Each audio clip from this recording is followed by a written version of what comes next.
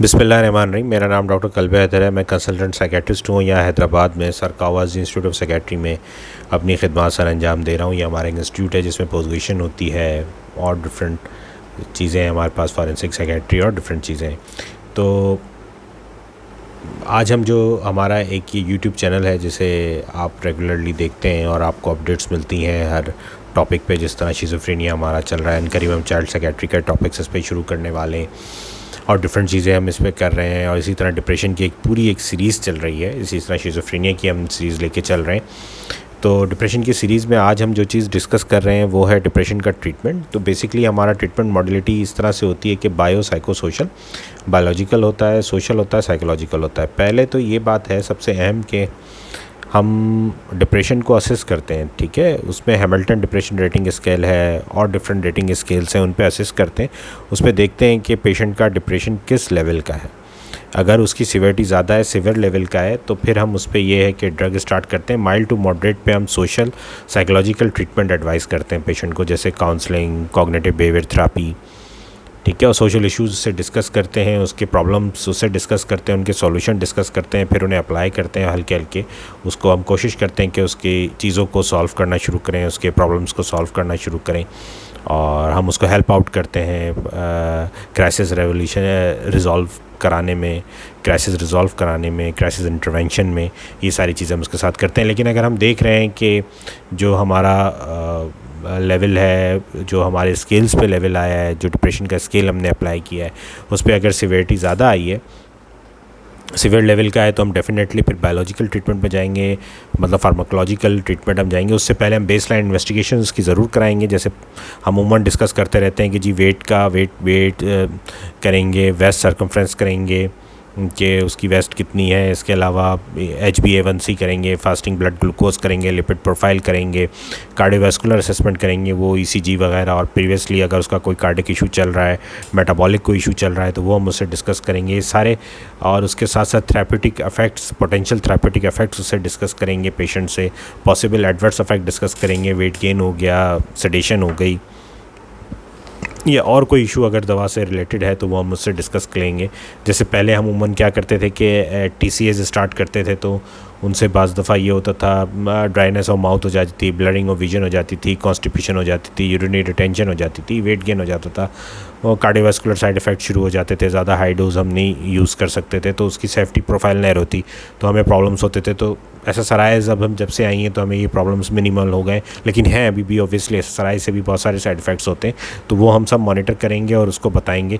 और उसको ये भी हम बताएंगे कि भाई एकदम से दवा नहीं छोड़ेंगे, उससे डिस्कंटिन्यूएशन सिम्टम्स आ सकते हैं, और कितना टाइम लगेगा रिस्पॉन्ड करने में। वैसे तो 7 से 14 दिन में पेशेंट रिस्पॉन्ड कर देता है, 1 से 2 हफ्ते में, लेकिन बाज़ दफ़ा थोड़ा सा टाइम ज़्यादा लगता है, 3 हफ्ते से 4 हफ्ते भी लग जाते हैं। लेकिन वो शुरू में रिस्पॉन्ड आता है तो 3 से 4 हफ्ते में और ज़्यादा मज़ीद रिस्पॉन्स आ जाता है।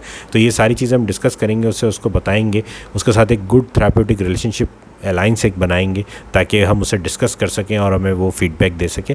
वैसे आइडियली ये है जो मॉर्सले रिकमेंड करता है, बेसिकली मॉर्सले नाइस को फॉलो करता है, और जो इंटरनेशनल रिसर्च, मेटा एनालिसिस और कंट्रोल ट्रायल्स हो रहे होते हैं उनको फॉलो करता है, जो बड़ी बड़ी स्टडीज़ हो रही होती हैं और उनको फिर वो इसमें रेफरेंस में आती हैं, तो उनको ये फॉलो करता है। वैसे तो SSRI स्टार्ट करते हैं, फर्स्ट चॉइस हमारी SSRI। अब SSRI कुछ एक्टिवेटिंग है, जैसे फ्लॉक्सिटीन, एसिटालोप्राम, ये थोड़ी सी एक्टिवेटिंग है, सर्टालिन, तो ये मॉर्निंग में उमूमन देते हैं। प्रोक्सिटीन वगैरह ऐसी हैं कि ये थोड़ी सिडेटिंग है, तो हम रात में इनका इस्तेमाल करते हैं, रात में देते हैं पेशेंट को ताकि वो उसकी स्लीप बेहतर हो जाए। लेकिन फिर भी अगर स्लीप का किसी को इशू हो तो हम मिट्राजिपिन उसको स्टार्ट करवाते हैं एज अ फर्स्ट लाइन।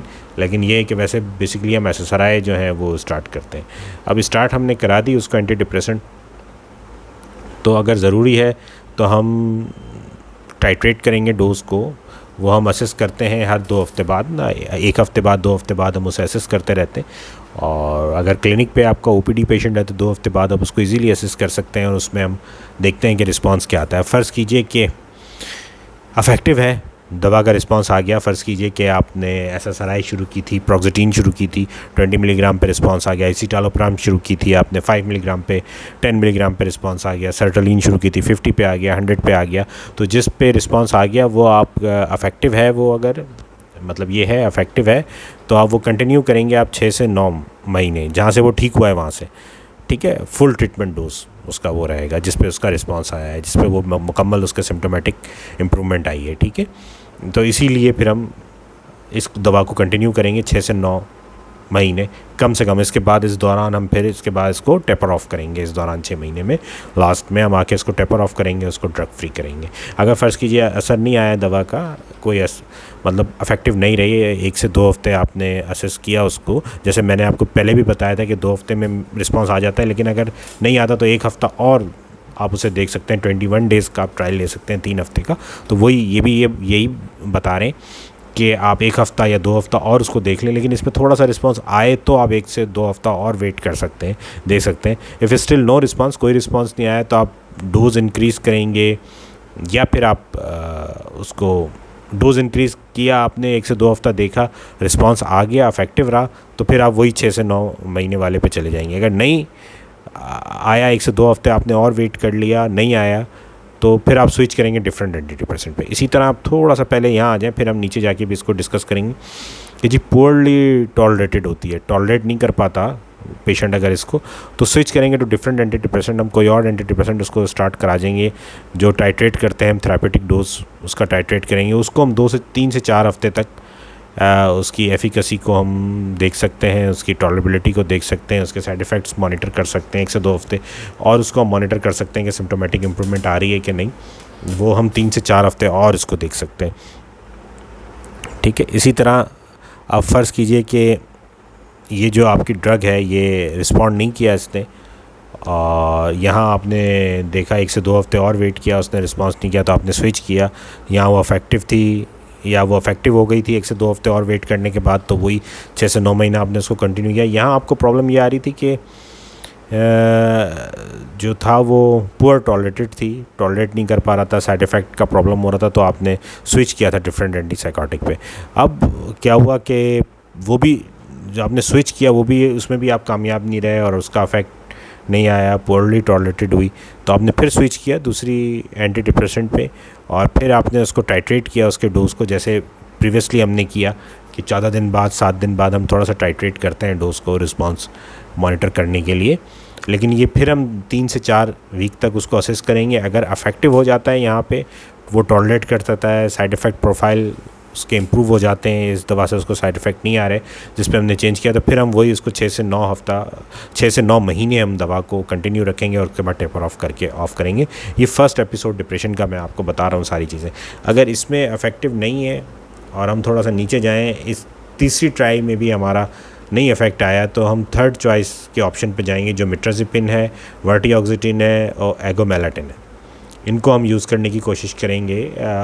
इसके बाद हम स्टार डी भी डिस्कस करेंगे जो बेसिकली इसका वो है मेन स्टे, कि अगर 1 2 3 दवाएं असर नहीं करती फिर हमें क्या करना है, वो हम स्टार डी में अभी इसके बाद हम डिस्कस करेंगे नेक्स्ट वीडियो में अपने स्टार डी को। वो बड़ा डिटेल में हम करेंगे, क्योंकि इसके साथ हम करेंगे तो फिर ये वीडियो बहुत लंबी हो जाती है। फिर आपको सुनने वालों को फिर वो मुझे कहते हैं जी वीडियोस आप बड़ी लंबी बनाते हैं, तो असल में बात पूरी क्लियर नहीं हो पाती। अब ये टुकड़ों में फिर हमें बनानी पड़ती है। तो अब ये थर्ड चॉइस हमारे पास ये आती है कि मिट्राजिपिन या वर्टिऑक्सिटिन या एगोमेलाटिन हम स्टार्ट कराएंगे। अच्छा, इसमें तो ये 3 लिखी हुई है, लेकिन ये वेनलाफ्लेक्सिन भी हम बाज़वा यूज़ करते हैं इसमें, वो हम फिर स्टार डी में आपको रहेंगे। ठीक है, अगर यहाँ ये तीनों दवाएं भी असर नहीं करती, मिट्राजिपिन, वर्टिऑक्सिटिन, एगोमेलाटिन नहीं अफेक्ट करती, थर्ड पॉइंट पे भी हमें प्रॉब्लम आता है, तो फिर ये जो रेफ़र है फिर हम स्टार ट्रीटमेंट रेजिस्टेंट डिप्रेशन में चले जाएंगे, जिसे हम स्टार डी टेक्निक कहते हैं। तो स्टार डी पे हम जाएंगे। स्टार डी थोड़ा सा आगे है इसमें। तो अच्छा, ये इन्होंने यहाँ एक और स्केल भी बताया हुआ है, Montgomery expert depression rating scale. इस तरह हैमिल्टन डिप्रेशन रेटिंग स्केल भी ये मॉन्टगोमरी बताया है इन्होंने। ठीक है, ये मैं आपको बता रहा था हैमिल्टन डिप्रेशन रेटिंग स्केल। तो इस तरह मुख्तलिफ हैं, इन पे आप ये पेशेंट हेल्थ क्वेश्चनर है, इस पर भी आप असेस कर सकते हैं। ठीक है, तो ये काफ़ी सारे स्केल्स हैं जिन पे आप ये सब डिस्कस कर सकते हैं पेशेंट से। एक्चुअली साइड इफ़ेक्ट प्रोफाइल का और साइड इफ़ेक्ट्स का और ये सारी चीज़ें जो हैं ये इशू बनती हैं अमूमन जब हम ड्रग्स अपने किसी पेशेंट को स्टार्ट कराते हैं। ठीक है, अब ये आ गई स्टार डी ना, ये हम कैसे शुरू करेंगे स्टार डी, ये हम आपसे नेक्स्ट वीडियो में डिस्कस करेंगे कि इसको किस तरह से, ये बेसिकली है स्टार डी जो मुखफ़फ़ है वो रेजिस्टेंट डिप्रेशन का ट्रीटमेंट रेजिस्टेंट डिप्रेशन में हम स्टार्ट करते हैं, ठीक है। और ये है management of treatment resistant depression, ठीक है।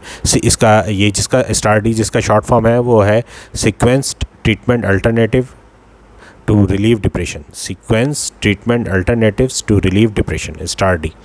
तो इसमें मुख्तलिफ दवाएं हैं। इसमें ये बेसिकली सिटालोप्राम से शुरू करते हैं। एक पूरी की स्टडी की थी जो उन्होंने बताई है। अच्छा, ये सिर्फ यहाँ आके, जैसे ये मैंने अभी वेलनाफ्लेक्सिन का मैं आपसे जिक्र कर रहा था, मेट्राजेपिन का जैसे हमने ऊपर जिक्र किया था, तो मैं आपको कहा था वेलनाफ्लेक्सिन भी हम देते हैं, तो वो यहाँ लिखा हुआ है STAR-D में।